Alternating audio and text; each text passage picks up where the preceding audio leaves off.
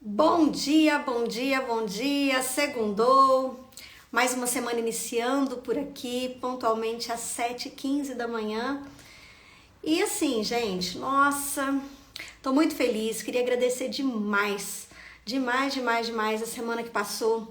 Bom dia, amiga. Bom dia, Maíra. Bom dia, Edmara. Sejam muito bem-vindas. Saudade, Maíra. Tô aqui agradecendo. Começar a semana agradecendo é muito bom, né? Por quê? Porque, gente, acho que a gente precisa valorizar aquilo que foi pra gente começar a semana bem, com o dia amanhecendo às 7h15 da manhã, né? Dia de trabalho, semana inteira pela frente. Vamos agradecer pela que passou, vamos agradecer pelo que tá acontecendo de bom, vamos agradecer pelos erros onde a gente pôde ter aprendizado, pra gente começar a semana leve e feliz. Bom dia a todos, bom dia Edmara. Hoje, bom dia, Gabriel. Aí, ó, Gabriel, ó, gente, Gabriel, um beijo pra você. O Gabriel tá todo dia aqui comigo. 7h15, o Gabriel é um dos primeiros a aparecer. Obrigada, viu, Gabriel, pela presença. Bom, e pra quem não sabe, tem gente chegando novo aqui pela nossa live. Eu sou Michele Godoy, sou psicóloga e esse canal, esse perfil agora é dedicado para a gente falar sobre lideranças femininas, os desafios das lideranças femininas. E hoje a gente vai falar um pouquinho sobre as estratégias corporativas. Eu deixo uma colinha aqui para mim, gente, só para eu não me perder no tempo, tá? As estratégias corporativas das mulheres na liderança. Sim, é importante que as empresas pensem em como desenvolver as suas lideranças femininas, em criar estratégias para que essas lideranças possam ter igualdade de oportunidades de ascensão de carreira, de promoção, né? E igualdade também salarial, inclusive. Bom dia, Paulo. Só, gente, que é importante eu dizer uma coisa aqui para vocês. Eu não tô aqui querendo fazer nenhuma apologia à concorrência entre homens e mulheres. Eu acho que esse não é o caminho de verdade. Eu acho que a gente precisa se unir. A ideia aqui é a gente corrigir anos de desigualdades e a gente tentar criar um mundo mais igual, mais justo, mais humano entre homens, mulheres, incluindo toda a diversidade humana. Então, tá gostando, Gabriel? Que bom, que bom. Tragam sugestões, viu, gente? Tragam dicas, depois a live fica gravada aqui.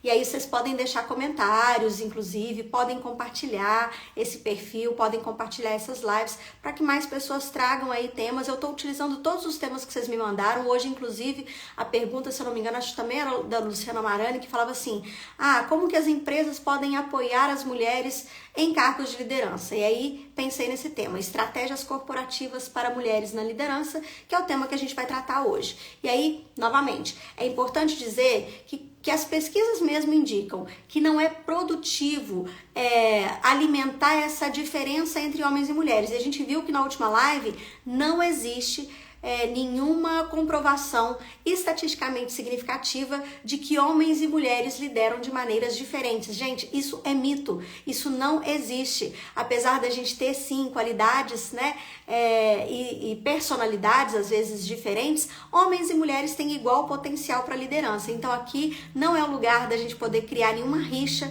entre homens e mulheres e nem tipo de desigualdade de gênero que leve um a ser maior que o outro. Muito pelo contrário. O que a gente quer aqui é explorar essas oportunidades da gente criar condições justas e igualitárias de tratamento e de possibilidades da mulher na liderança. Então, estratégias corporativas para as mulheres na liderança, a gente começa com alguns termos. E um dos termos muito comuns é a questão do teto de vidro. O que seria o termo teto de vidro, né? Ou glass ceiling, teto de vidro, é aquele tipo de termo que vai dizer que a mulher, ela enfrenta dificuldades ou obstáculos invisíveis para que elas possam ascender na carreira ou para que elas possam alcançar cargos de liderança. Então por que é o teto de vidro? Porque são barreiras atitudinais, muitas vezes, totalmente invisíveis, que impedem essas mulheres de conseguir alcançar aquilo que elas desejam dentro do ambiente de trabalho. Então, romper com essa ideia de teto de vidro, inclusive uma das barreiras atitudinais que a gente também encontra, né, é que essa percepção equivocada de que as mulheres precisam desempenhar profissões mais ligadas ao cuidado, mais ligadas à educação, a treinamentos, à enfermagem. Essa é uma percepção que colabora para esse teto de vidro, né? Que são essas percepções, esses comportamentos, essas barreiras atitudinais que contribuem para que a mulher enfrente obstáculos e dificuldades para chegar no mercado de trabalho, e não só no mercado de trabalho, né? Hoje em dia acho que a gente já não tem muito barreira para a mulher alcançar, a não ser em cargos tipicamente masculinos, mas principalmente as dificuldades que as mulheres encontram de alcançar um determinado patamar, que hoje em dia é muito mais delegado a homens, né?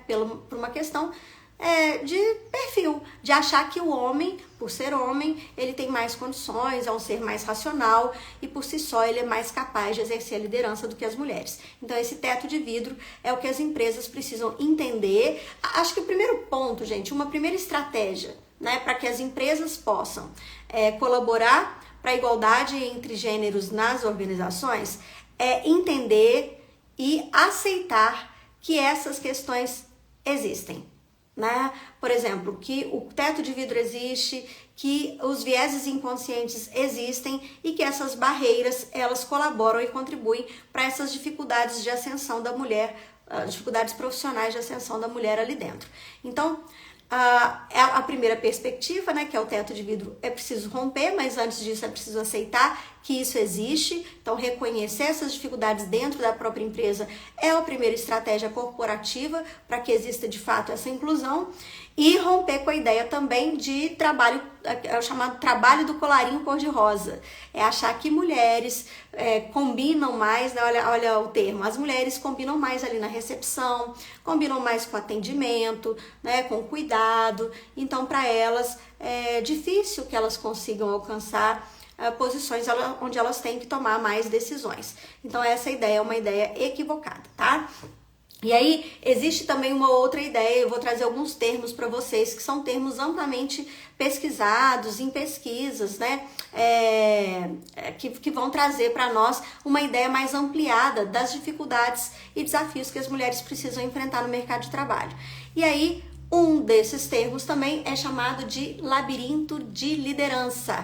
Esse labirinto são esses desafios difíceis de alcançar, que a mulher precisa contornar o tempo todo, né? Porque envolve discriminação de gênero, envolve as responsabilidades domésticas, envolve a segurança pessoal, porque a todo momento a mulher acaba sendo questionada na sua competência, e esse questionamento e essa dificuldade de ter que comprovar muitas vezes a sua eficiência, porque ela precisa estar sempre se atualizando, ela precisa estar sempre buscando conhecimento externo, ela precisa estar sempre ali em desenvolvimento, por mais preparada que ela esteja, mesmo ela estando com os mesmos tipos de qualificação que os homens ali dentro, né? Isso cria um labirinto de liderança onde ela precisa contornar o tempo todo para que ela chegue até lá. Então, esse tipo de dificuldade, né? Esses tipos de dificuldades, eles vão ampliando aí os desafios da mulher no mercado de trabalho.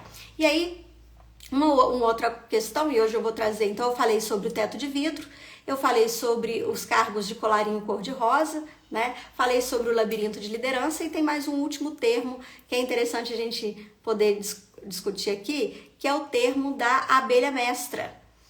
Esse termo é quando a mulher, né, depois de passar por tudo isso, passou pelo teto de vidro, passou pelo labirinto de liderança, passou pela ideia do cargo de colarinho cor-de-rosa, ela conseguiu chegar lá, a mulher chegou no topo, tá lá na liderança, conseguiu sucesso profissional num ambiente muitas vezes mais masculino do que feminino. Então, ou seja, ela ascendeu e ela se destacou das outras mulheres. Só que quando ela chega lá, o que acontece? Ela prefere se ficar sozinha, né? Ou prefere estar ali sem outras mulheres junto, ou seja, ela se aproxima dos homens e acaba se comportando de maneira a não apoiar outras mulheres também em cargos de liderança. Então a mulher chega no topo, ela chega na posição de liderança, mas ao invés de colaborar para que outras mulheres, né, ao invés de exercer a sororidade e contribuir para que mais mulheres cheguem lá também, não, opa, peraí, conquistei esse lugar é meu, e eu vou criar alguns empecilhos, alguns impedimentos aqui para que outras mulheres também cheguem nesse lugar. Então, existe esse conceito, né, o que a gente chama aí de concorrência feminina, e esse conceito também é discutido nas pesquisas, também é trabalhado essa percepção da abelha mestra como uma forma de tentar entender de certa forma que isso existe, que acontece na empresa e de que maneira a gente poderia também trabalhar essas questões para romper com essa ideia. Então, ó, teto de vidro, né? Os cargos de colarinho cor-de-rosa, o labirinto da liderança e a ideia de abelha mestra. São todos pontos aí que podem contribuir e para impedir, né? Para ser um empecilho para as mulheres conseguirem ascender na carreira. E aí, gente, o que seria então as políticas, as práticas, o que as empresas poderiam fazer para que mais mulheres pudessem chegar ao cargo de liderança, né? Quais são as estratégias, o que se pode pensar?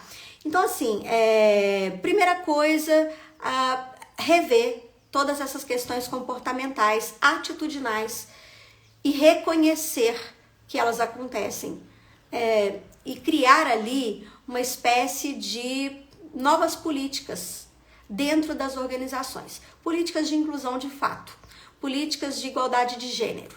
Então, é preciso que primeiro a gente organize o trabalho de forma a reconhecer que ele não pode ser um trabalho dominado apenas por homens, mas que ele pode ser dividido, né? Então, assim, a gente percebe muito que às vezes na área técnica tem mais dificuldade, né? Ou seja, a mulher não consegue fazer determinada coisa, o julgamento de que a mulher é incapaz de desempenhar certas funções, aí vamos pegar ali, né? Ainda existe um preconceito em relação a áreas de TI, por exemplo, onde é julgado que a mulher não consegue chegar lá.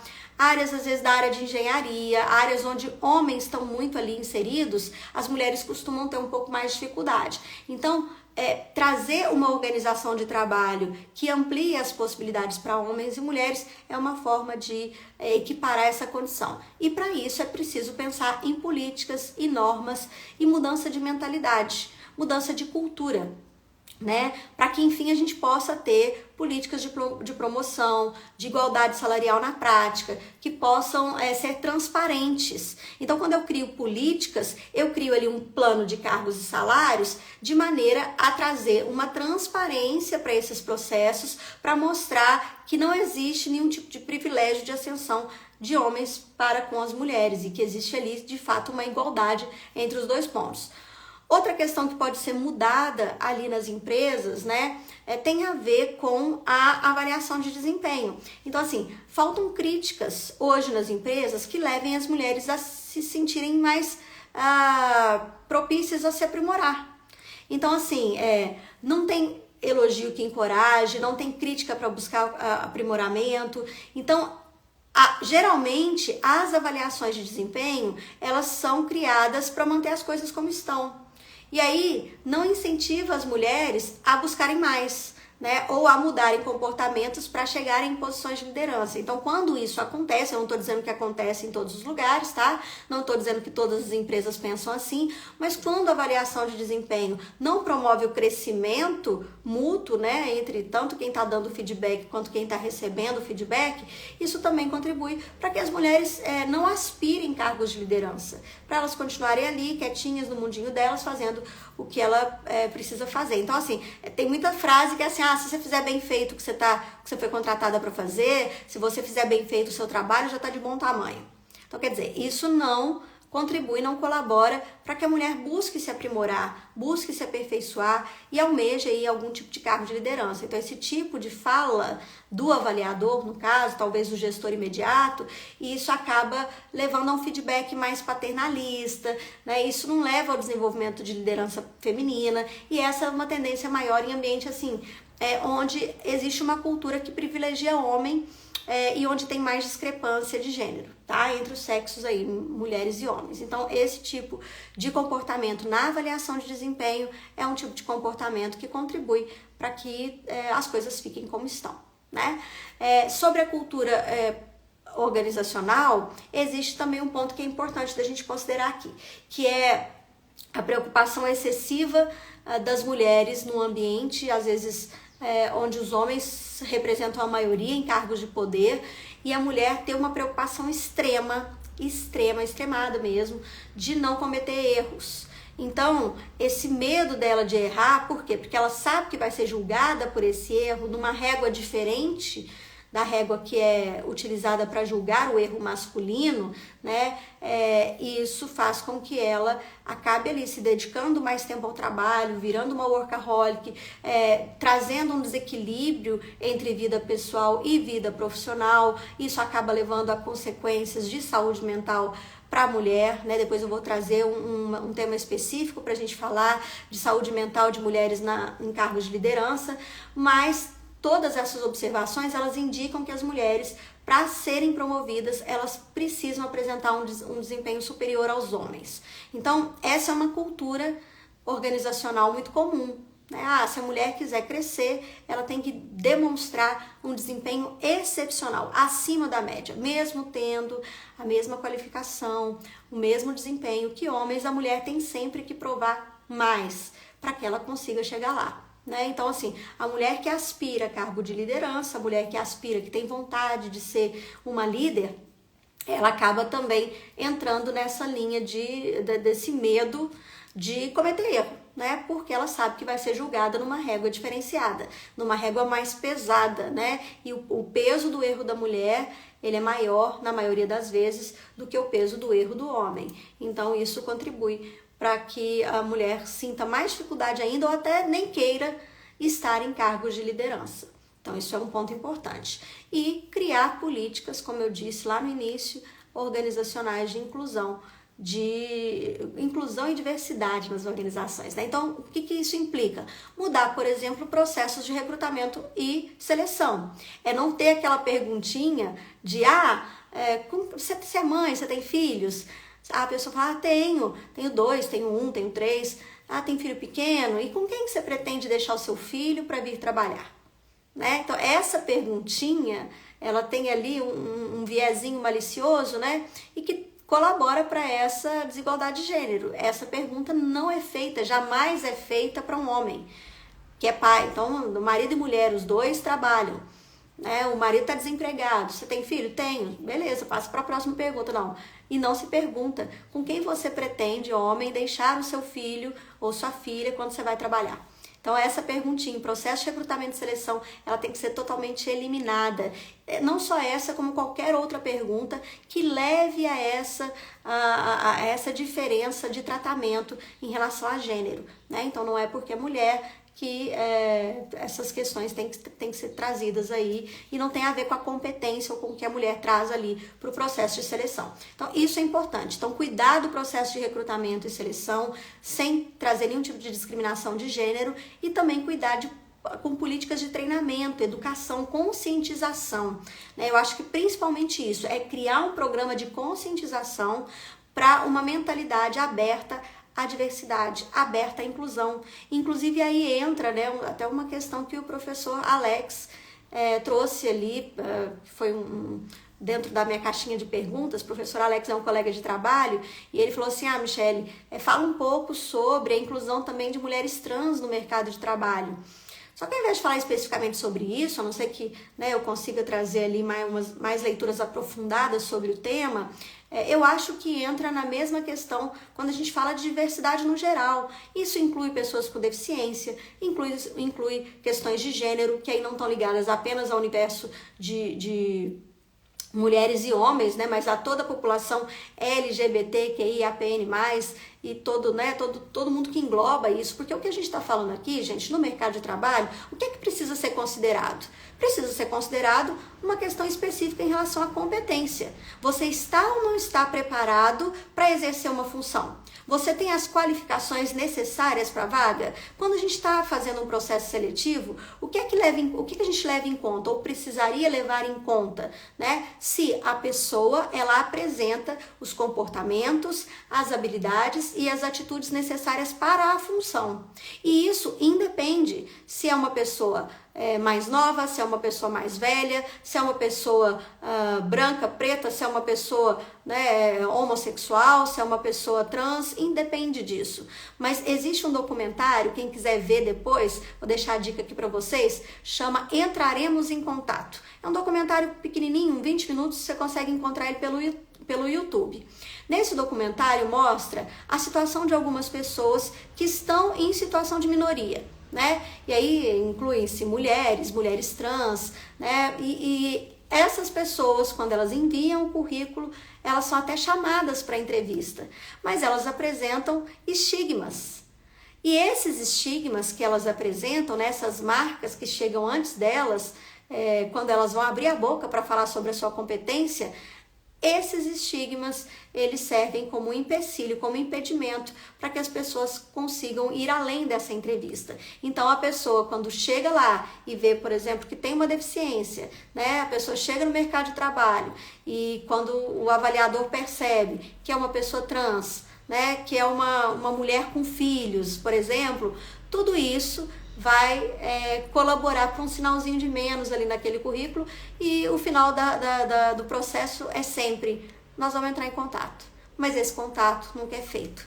Então a pessoa fica na expectativa de ser chamada para uma vaga, mas infelizmente essa vaga não é para ela, né? Porque ela acaba contribuindo aí para as estatísticas do grupo minoritário que não consegue oportunidades ou que quando consegue, né, tem esse tratamento diferenciado dentro das empresas. Então, criar políticas que incentive a conscientização, né, uma cultura de flexibilidade inclusive de mentalidade, uma flexibilidade de possibilidades ali para todo mundo, uma cultura de inclusão, de empoderamento, tudo isso precisa ser feito com o apoio das chefias. E aqui eu trago um ponto muito relevante. Não adianta a gente pensar em mudar ou em mudanças dentro das empresas quando as lideranças não estão envolvidas. Então, assim, muitas vezes eu recebo pedidos de, a minha empresa está precisando de um treinamento para os meus colaboradores, um treinamento para falar sobre, vou trazer a ideia aqui, de liderança feminina, né? Só que aí a gente vai lá, vai fazer todo o treinamento, mas a liderança não está presente, né? Quando o assunto é importante, ou comunicação eficiente. Não, outra coisa que é muito importante, que tem muito problema nas empresas, que é o problema da comunicação. A tão fadada comunicação, né? Quem aí não tem problema de comunicação? Gente, até em casa, com a família, a gente tem problema para comunicar. Mas, o que acontece? Eu vou trazer um treinamento de comunicação assertiva ou de comunicação eficaz, só que a liderança, que seria a principal interessada e que às vezes a falha vem até dela, ela não está ali presente, né? Ela não participa do treinamento. E ela seria um ponto primordial para a gente falar de comunicação efetiva dentro das empresas, porque muitas vezes ela precisa comprar a briga junto. E a mesma coisa com a inclusão de mulheres na liderança. Se eu não tenho o apoio das chefias, dificilmente eu vou conseguir uma ascensão de cargo. E aí outra coisa que é importante, as empresas precisam celebrar, reconhecer as conquistas femininas. Isso contribui, né, para que as mulheres se sintam representadas ali e valorizadas ali. Não é só a representação feminina, muito pelo contrário, é você estar ali naquele lugar, mas ao mesmo tempo você saber que outras pessoas também podem chegar lá. E aí reconhecer, valorizar essas conquistas é primordial, é importantíssimo, né, para que a gente consiga também diminuir essa desigualdade. E aí criar também programas de desenvolvimento, mentorias, networking, né, tudo isso para que as mulheres possam também desenvolver habilidades e competências de liderança. E olha que interessante, o networking, né, o que é o networking? É o compartilhamento ali com mais mulheres de experiências positivas, é o compartilhamento com outros colaboradores de experiências, de dificuldades, de relatos, né? Tudo isso faz com que as mulheres também sintam, porque posição de liderança, gente, é um ambiente solitário, na maioria das vezes. Muitas vezes a mulher se sente sozinha diante das dificuldades e às vezes compartilhando essas dores, compartilhando esse momento, faz com que essas mulheres acabem se sentindo desmotivadas e desinteressadas em aspirar esse cargo de liderança. Então olha quantas estratégias as empresas podem criar e pensar em desenvolver para que essas oportunidades não sejam apenas negadas, mas que elas sejam promovidas dentro das empresas, né? Que é para a gente evitar que esse labirinto de liderança, que esse teto de vidro que acontece aí para as mulheres, que eles sejam quebrados, né? Porque vamos quebrar esse teto de vidro aí, vamos romper com essas barreiras invisíveis para que essas mulheres consigam alcançar, aspirar, desejar e poderem de fato exercer aquilo que elas vieram para fazer. Então a gente vê aí, eu até coloquei um post ontem, as Olimpíadas são uma prova disso, né? Dentro do esporte, quantas vezes as mulheres foram invalidadas, invisibilizadas, quantas dificuldades elas não tiveram que romper para poderem competir nos jogos. E a gente está aí, ó, mais de 70% das medalhas brasileiras são femininas.